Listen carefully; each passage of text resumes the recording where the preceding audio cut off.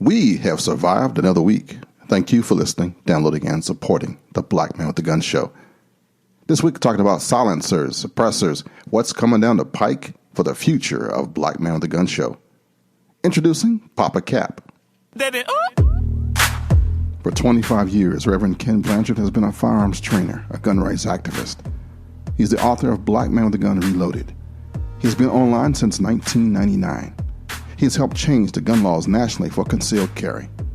This federal law enforcement officer, former U.S. Marine veteran, CIA analyst, cigar-loving, motorcycle-riding pastor of patriots, pistoleros, and paladins is internationally known as the Black Man with a Gun. This show features history, interviews, product reviews, and promotes unity in the community. When you've been around as long as I have done as much stuff as I have in my life, sometimes I get a distorted perception of my future. Yeah, after I've chased what turns out to be the wrong thing, it's easy to get frustrated and think about quitting. But this time, I actually took some steps to take inventory, to check with what I got going on, what I have positive, what's working, what's not. And I came up with some good stuff. It was time to me just to update this podcast, update the website, update my attitude. And I'm hoping that you'll hear the difference in the coming weeks. I actually made a new character for myself. I call myself Papa Capp, would probably be my rap name if I had one. But my son's best friends, whenever we go out to pop culture stuff, movies, they always call me Pops or Papa Capp. And I thought, you know what? I'm using that. So one of the features, which is going to be coming up, is I'm going to actually start training again like I used to do 20 years ago. Private classes and group classes, family classes. Yeah, good old-fashioned firearms training. So in this podcast, your favorite righteous show, Papa Capp's going to be talking about basic stuff that maybe you forgot, or if you're new to the shooting world, you can grab tips from. Also, we're going to try to spice it up a little bit with some new graphics and new music, too.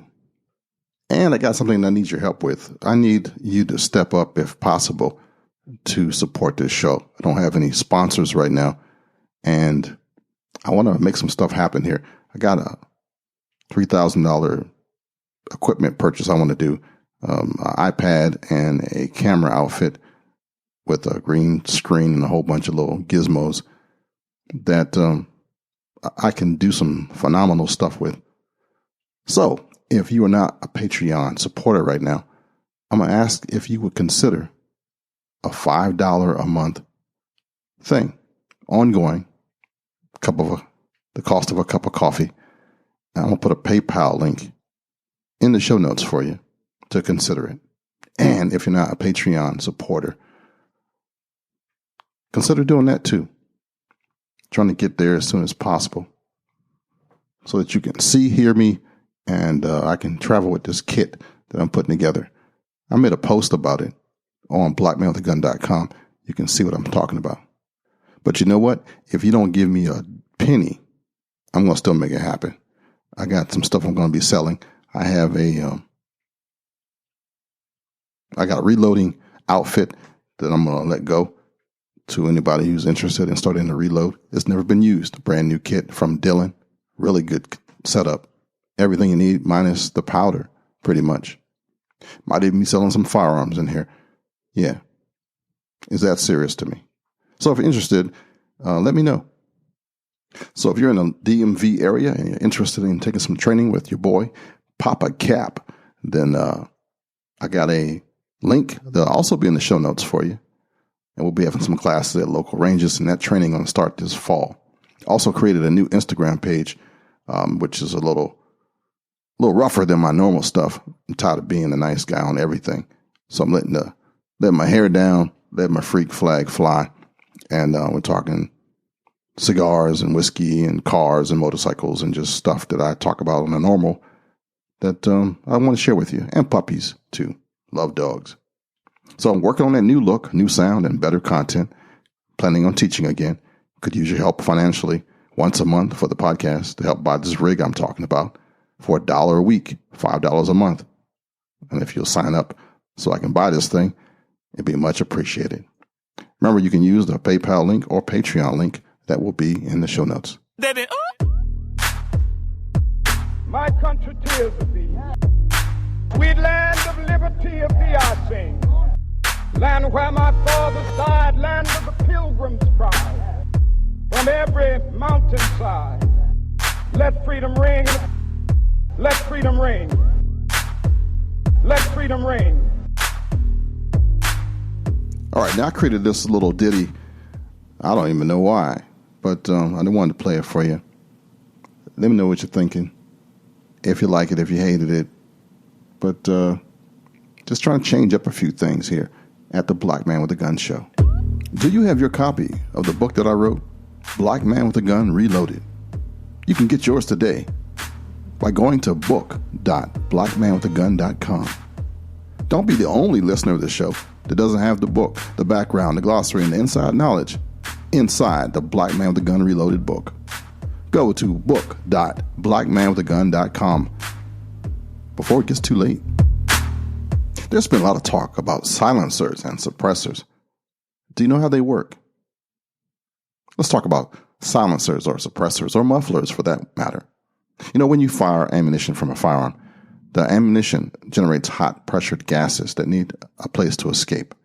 As these turbulent gases exit the firearm, the dramatic change in pressure causes what we know as a loud blasting sound. A silencer's job is to redirect these heated gases through a system of chambers and baffles to slow down, cool, and limit the pressure and the noise that's emitted from a firearm's barrel. It's basically the same thing as your car's muffler. The muffler's job is to take that hot gas and the noise generated from the internal combustion engine and slow them down through a system of tubes and baffles, and the result comes out as exhaust with a acceptable audio range. And if you ride Harley Davidson, you know that they change their mufflers and their baffles and their pipes so that they sound a different way. It's almost tuned because some people like loud pipes. But just like mufflers, there's no one size that fits all solutions for silencers or suppressors. They come in different shapes and sizes. A guy by the name of Hiram Percy Maxim actually helped a lot with the research for improving automobile and industrial silencers. His company, Maxim Silencers, is still running strong over 100 years later and remains the leader in the industrial noise control market. Silencers are continually a hot topic of debate between gun owners and gun control people. The debate usually starts when asking what exactly we should be calling these devices. The term silencer is really a colloquial term for firearm suppressors and one of the most misleading aspects of the whole debate. Contrary to the term, silencers do not completely silence a firearm. It's kind of like that whole magazine versus the clip argument. There are hardcore advocates in favor of never using the term silencer when discussing firearm suppressing devices, and many point to the way silencers are portrayed in the media as basis for the inaccurate representation of their capabilities. When used in action films, the bad guys are usually running around gunning down their targets, all while remaining undetected due to the whisper-like sound levels of their evil guns. Now, while this makes for a great storytelling device, the real-world accuracy of how a silencer actually performs is much different than it looks on Hollywood. But you know that, right? In reality, most civilian-accessible firearms emit sounds ranging from 140 to 175 decibels. Silencers only marginally suppress a gun blast, bringing the levels down to around 120 to 150 decibels. Most of the time, the sound is still very obviously identifiable as a gunshot. You got that? But many gun owners also fear the inaccurate portrayals could lead to even more regulations for silencers or suppressing devices. And for what it's worth, the Bureau of Alcohol, Tobacco, Firearms, and Explosives uses the term, quote, silencer in their yearly statistical update for sales and applications for firearms and other NFA items. And Mr. Maxim, the inventor himself, calls them silencers. So in the suppressor versus silencer debate, they're going to be calling them silencers out of respect to Mr. Maxim. So how effective are these things? When it comes to their capabilities, there is a short and simple answer. How much quieter is a gun with a silencer? The answer, it depends. There are a lot of factors that go into how a suppressed gunshot will sound. The type of silencer used, the firearm, the caliber choice, ammunition being fired, even the temperature and the atmospheric conditions can all impact the overall sound a firearm emits.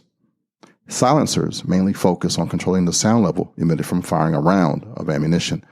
But keep in mind, a firearm's action also creates mechanical sounds when cycling rounds of ammunition, and these sounds are changed by the can that you put on your firearm. Since silencers can be expensive and a hassle to purchase, many people kind of opt out for a model that will work well with multiple calibers. One popular choice, though, is using a 30 caliber silencer to shoot rounds such as 308 or 7.62 NATO and 30 AAC blackout, but also using it to shoot smaller 223 and 5.56 NATO rounds. Generally, the shorter the barrel, the louder the blast is going to be. The longer the barrel, it allows more time for the powders and the gases to burn before escaping the end of the muzzle. Along with the sound of the action, there's an additional insuppressible noise that comes into play, but it has to do with the actual projectile itself. Since the use of a silencer does not alter the performance or velocity of the bullet being fired, when the projectile breaks the sound barrier, you will hear what's commonly known as sonic boom, or in this case, sonic crack. This audible confirmation of a high-velocity projectile breaking the sound barrier can reach upwards to 150 decibels, a level that is capable of rupturing eardrums. Atmospheric conditions, like humidity and temperature, do have an effect on the speed at which the sound barrier is broken. And this is all science stuff, right? Just like in the making of bullets themselves, you can design subsonic and sonic ammo. You can change it to supersonic if you want. The speed usually falls in the range of 1,100 feet per second, although the warmer it gets, a greater velocity is needed to break the barrier. While we're talking about this stuff, most rifle ammunition is manufactured to produce supersonic speeds, although there are some exceptions. Pistol calibers, on the other hand, are usually a better choice to achieve speeds less than 1,100 feet per second, also known as subsonic. So here's a test question. What is the speed of sound? Now I want to know. I want you to actually look it up. I'll wait.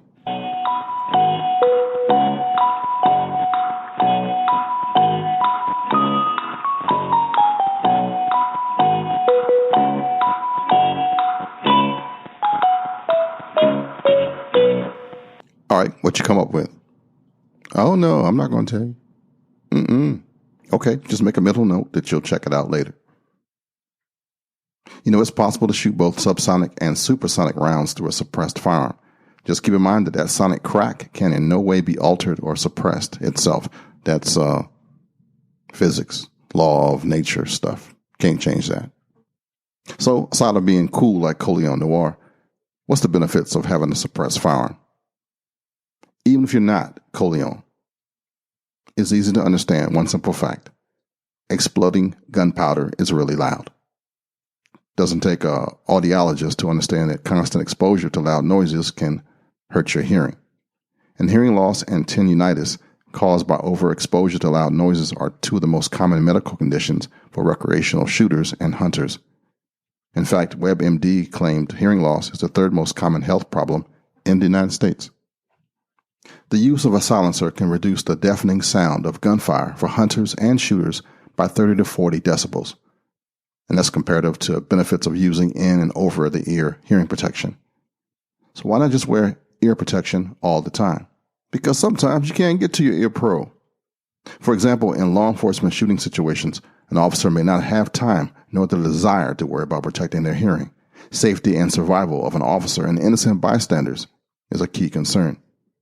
I know a guy who retired that blew out his eardrum firing from inside his vehicle. Yeah. Even shooting inside your house can lead to permanent hearing damage. The reverberations of a gunshot off of surrounding walls and ceiling can amplify the blast regardless of the firearm used. How about those that hunt? They don't usually wear ear protection when traveling out in the field. A hunter needs to be able to clearly listen for the game they're after. They also need to have full situational awareness with the ability to clearly communicate with other hunting companions. And in that case, using electronic hearing protection when hunting, some state laws actually forbid the use of using devices that aid in locating of game animals, believe it or not. But research that demonstrates the superiority of silencers over traditional ear protection has been published. Yeah, it has. Here's something you probably never thought of. How about the stop the recoil flinch? You know, it's natural to flinch in anticipation of loud sounds or movements. It's in our genes. It's as commonly experienced by many people when shooting a firearm for the first time. If you ever spent time at the range or in the field hunting, you probably noticed how your shoulder was somewhat tender the next day due to the recoil of the firearm. Anticipating this harsh recoil, shooters tend to brace for the impact and the blast of the muzzle just prior to pulling the trigger. And these additional small movements by the shooter can result in poor accuracy downrange. And if you notice, sometimes that flinch and that tenseness wasn't caused by the firearm. It's caused by what's in our head, anticipating the recoil and being afraid. But if you had a silencer, you can mitigate that. Also, by using a silencer, you can reduce bright muzzle flash. Yeah, which could be pretty good in a home defense situation or a nighttime predator hunt. And how about the noise, just in general? People usually don't like to be interrupted by unwanted noises. The same principles apply to shooting on personal property or at rural gun ranges. Even on large tracts of land, noise ordinances can still come into play, and neighboring properties may not want to hear you plinking away all afternoon. I know a range out in Virginia that folks in the neighborhood, separated by miles and farm and rural land, still protested this range being there. Yeah. Sometimes you can't get far enough away from people, right? Now that we've talked about silencers, are they legal? Actually, yeah. Unless you live in California, Illinois, New York State, Connecticut, I believe, Delaware, New Jersey, and probably one more place. Rhode Island. They are heavily regulated, just like actual machine guns under the National Firearms Act of 1934. But you can get one if you are a resident of the United States, if you reside in one of the 42 states that allow civilian ownership of silencers, if you are legally eligible to purchase a firearm. You must be 21 years of age to purchase a silencer from a licensed silencer dealer. You must at least be 18 years of age to purchase a silencer from an individual on a Form 4 to Form 4 transfer. That's contingent on state laws. You must at least be 18 years of age to possess a silencer as a beneficiary of a trust or as a member of a corporation. That's also contingent on state laws. And you must pass a BATFE criminal background check with a typical wait time of up to 10 months. And then you pay a one-time $200 transfer tax stamp fee that was created way back in 1911 timeframe to dissuade people from wanting to own it, because $200 was a lot of money back in the early 1900s. It's still a lot of money, actually. And although legal to own, hunting with silencers is currently illegal in Connecticut and Vermont. And the hesitation of hunting with silencers in these states allegedly comes from trying to stop poachers from, quote, quietly killing game animals back in the early mid-1900s. It also seems that local state governments, like many others in the Northeast area, are simply against furthering firearm-related legislation. Despite the extensive regulations and the high prices, according to the 2018 ATF statistical update, American citizens currently own 1,489,791 silencers. How about them apples? And who wants to guess which state has the most silence ownership? The great state of Texas, with just over 250,000 registered devices in one state alone. And in conclusion, there's lately been increased efforts by anti-gun people to try to regulate these devices even further. Some groups have even called for a complete and total ban of silencers for firearms. And the arguments in favor of bans and confiscations range from how silencers make a firearm more deadly, all the way to, quote, only murderers use them. But if they're so horrible and deadly, why isn't there a thriving black market for silencers and a plethora of crimes to connect them to? Hey, this is your favorite uncle, Papa Capp, and I got a firearms training tip for you this week. If you have never fired a gun before, first and foremost, pay attention to safety. Know which is the business end of your weapon and where you can point it that will cause the least amount of damage if it is fired. Gun control is actually hitting your target. To shoot accurately, you must master 5 points: sight alignment, sight picture, trigger control, stance, and grip. Neglecting any of the 5 will cause you to miss your intended target. Though not all these points are of equal value, they still matter. For example, you know you can have an unorthodox stance and still hit the target if your sight alignment doesn't change until after the bullet leaves the gun. This is the proper sequence of marksmanship if you could visualize it with your eye. Facing your target squarely, standing comfortably, you take aim with your firearm, bringing the front sight up to eye level. You aim in at the target. You make sure that the rear sight is also aligned evenly with the front sight and both sights are level. You smoothly pull the trigger of the firearm back until the gun fires. Being conscious of your breathing while you're pulling the trigger and the position of your hands, both must remain constant throughout the motion, as any changes in them will affect the direction of the bullet. And with this final piece is a follow-through, required until after the bullet is fired, taking account for recoil. Now visualize yourself as mechanically correct as possible. On the movies, they make it seem like you never miss, but the truth is, it's the same as if you were playing a basketball, baseball, or playing tennis. Don't flinch before the shot goes off or take your eyes off the sights until after you feel the recoil. If you do these things properly, you'll be able to hit your target exactly where you want to. Follow through is just as important with a basketball shot, a baseball swing, or a tennis stroke. Now, saying it might sound a little harder, but it's easy to do, and all that stuff takes less than a second. But this is all mastery over a skill, a challenge that few folks have met. There's more to it than just shooting, than spraying and praying.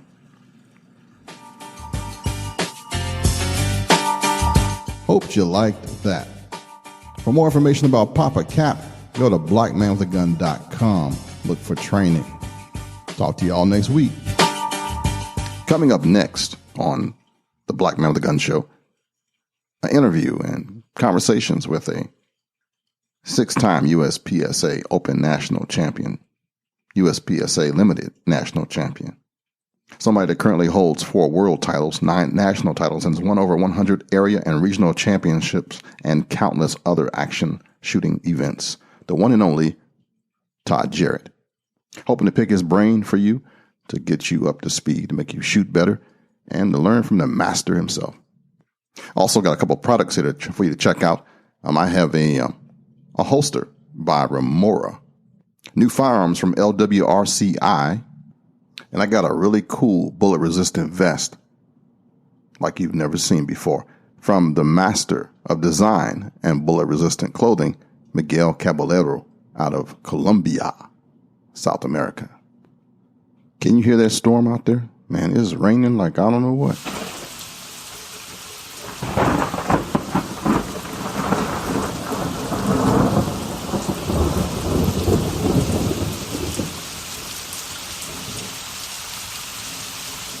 Well, looks like the weather reporter will be out of a job this week. Turns out the news of the coming flood was leaked. All right, that's it for this week. It's still raining. I just got back from a nice day outside fishing. It's been hot, and I am dog tired. I'm hoping to hear from you soon. I'm hoping that you will consider being a supporter, continued supporter of the show. Thank you for everything that you've done for me, and I'm going to do even more for you in the coming year. This is your friend and your brother from another mother, the Reverend Kenn Blanchard. Just in case nobody has told you this today, I love you. And there's not a damn thing you can do about it. Until next week, when I got more for you. Shalom, baby.